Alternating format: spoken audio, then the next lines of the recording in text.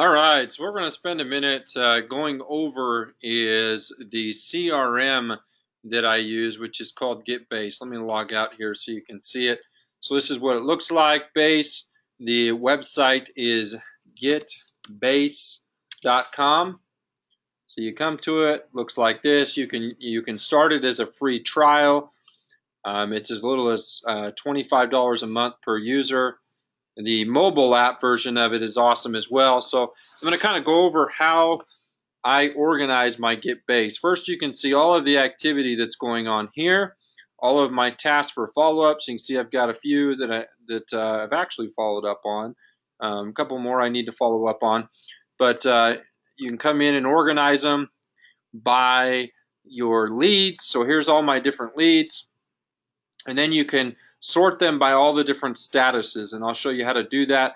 And then you can source them, so you can see I've got a bunch of them in different sources. Okay, you can see here I've got yeah, I mean a lot of different leads. I don't know why they're not all showing up, but yeah, so you can see how I've kind of got them all organized. Okay, so you come in, you go to the right hand side, you click on the drop down menu under settings, click settings, and then it brings you to this page here. You'll go off to the left hand side and go under customize. You'll click on leads. Okay, and then you'll go to lead sources. Okay, so I have all these different lead sources. So I have a marketing program I use called Advisor World Leads. I've got probably 40 or 50 leads there. This is a specific CPA that refers us business. So I've got them sorted there. Leads I've got from networking, new recruits I've hired, potential recruits, referrals, people I've gotten as referrals, resumes, seminar leads. I've done seminars, Transamerica leads, and then I have an unqualified recruits thing. So these are all my different sources. So you may set your sources up if you have a real estate agent that sends you a lot. You may put his or her name as a source, and you'll just click add lead source and then title it. And then you go under lead statuses, and this is how I have mine, all my statuses. So I have my news. Okay, all of my leads go into a new. Then after I've left them one message, they go into an LM1. After I've left them two, LM2, LM3. Once I've had a first meeting with them, they go into first meeting. Once I've done a fact finder, when they're going into close, they go into a closing. Once I've scheduled them for a first meeting, I'll put them in a scheduled for a first meeting. So the difference for me here is once I've called somebody and scheduled them for a first meeting, they go in here. Once I meet with them for a first meeting, they go in here.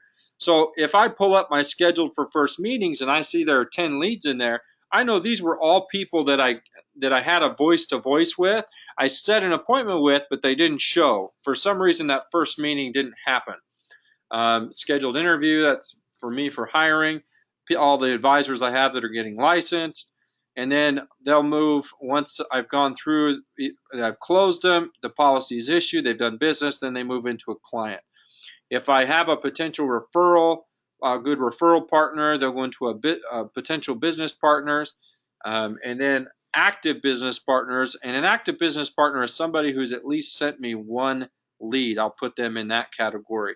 And then you also might go through and categorize as, an A lead, B and C.